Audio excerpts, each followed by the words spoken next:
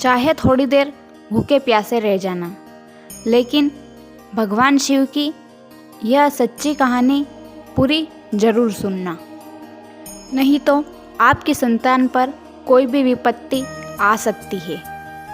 इसलिए इसे नज़रअंदाज बिल्कुल भी ना करें। जिस किसी ने भगवान शिव की यह कथा पूरी सुनी है, भगवान शिव ने उनका कल्याण अवश्य करा है और उनकी संतान पर आने वाली हर विपत्ति को भगवान भोलेनाथ ने टाल दिया है। अगर आप ये कहानी सुन रहे हैं तो इसे पूरा सुनिए।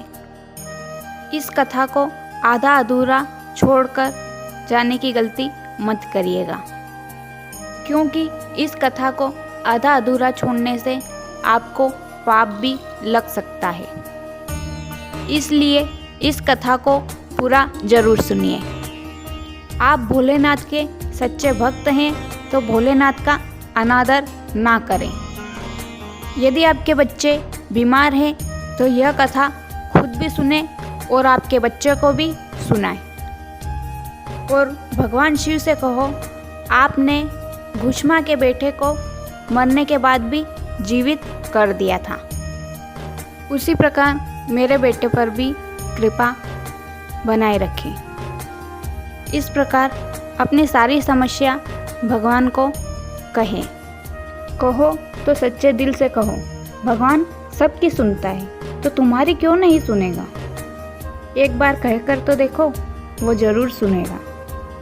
जिस किसी को भी भगवान शिव पर विश्वास है, भगवान उनकी सभी मनोकामना को पूरा करते हैं। एक बार की बात है, सुधर्मा एक बहुत ही बड़ा तपोनिष्ठ ब्राह्मण था, जो दक्षिण दिशा में देवगिरी पर्वत के पास रहता था और उनकी पत्नी का नाम सुदेहा था। ये दोनों एक दूसरे से अत्यंत प्रेम करते थे, लेकिन उनकी कोई संतान नहीं थी। ज्योतिष्य गणनाओं से पता चला था कि सुदेहा कभी गर्भवती नहीं हो सकती थी, लेकिन फिर भी वह एक बच्चा चाहती थी। तब सुदेहा ने अपने पति यानी सुधर्मा से कहा कि वह सुदेहा की छोटी बहन घुष्मा से दोबारा शादी कर ले। सुधर्मा ने पहले तो इस बात से इनकार कर दिया था, लेकिन सुदेहा के बार बार जिद करने से फिर उन्होंने अपने विचार में परिवर्तन किया और सुदेहा की छोटी बहन घुष्मा से विवाह किया।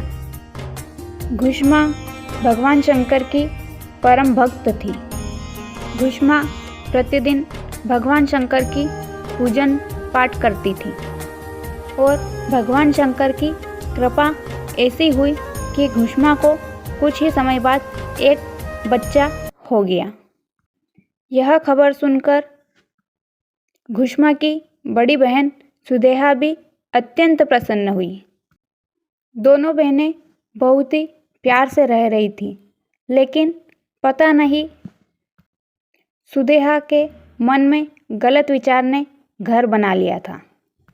उसने सोचा कि इस घर में सब तो घुष्मा का ही है, मेरा कुछ भी नहीं है।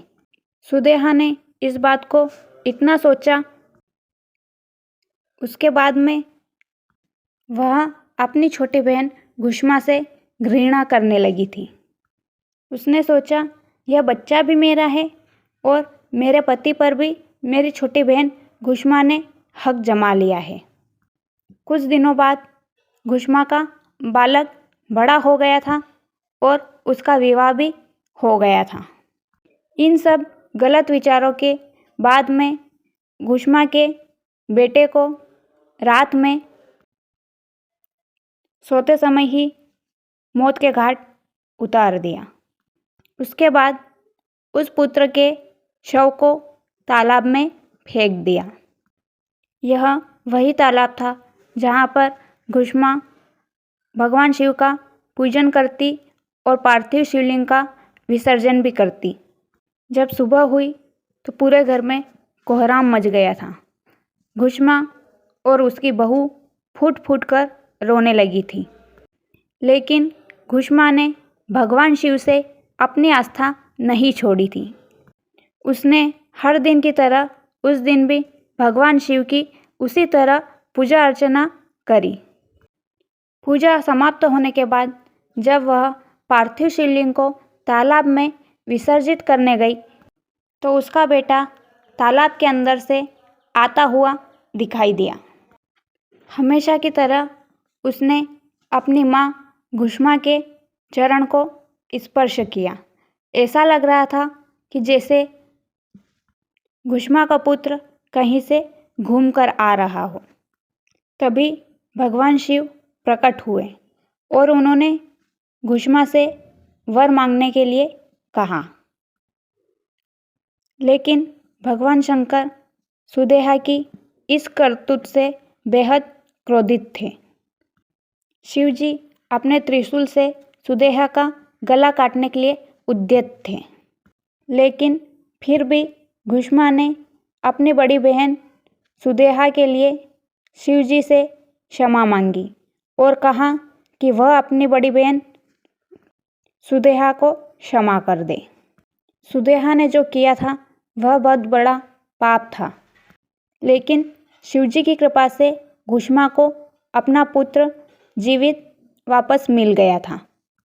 घुष्मा ने भगवान शिव से प्रार्थना की कि वह भगवान शिव उसी स्थान पर लोक कल्याण के लिए निवास करें, और तभी से भगवान शिव वहाँ पर शिवलिंग के रूप में स्थापित हो गए और वह शिवलिंग घुष्मेश्वर शिवलिंग के नाम से जाना जाता है। शिव भक्त घुष्मा के आराध्य होने के कारण ही भगवान शिव का इस ज्योतिर्लिंग का नाम घुष्मेश्वर ज्योतिर्लिंग पड़ा। इस शिवलिंग को घृष्णेश्वर महादेव के नाम से भी जाना जाता है। जो भी व्यक्ति इस कथा को सच्चे मन से सुनता है और दूसरों को भी सुनाता है, भगवान शिव उनकी मनोकामना अवश्य पूर्ण करते हैं। उम्मीद है आपको यह वीडियो अच्छी लगी होगी और आप भी भगवान शिव के सच्चे भक्त हैं तो वीडियो को लाइक करें। चैनल पर पहली बार आए हैं तो चैनल को सब्सक्राइब करें और ज़्यादा से ज़्यादा शेयर करें और कमेंट में श्री शिवाय नमस्तुभ्यम, हर हर महादेव या जय श्री महाकाल अवश्य लिखिए।